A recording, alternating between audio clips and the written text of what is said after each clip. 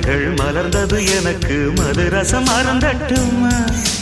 விடுகின்ற வரையில் முடிகின்ற வரையில் கவிதைகள் எழுதட்டுமா முத்தம் என்ற கடலில் முத்து குளிப்போமா அழகு அழகு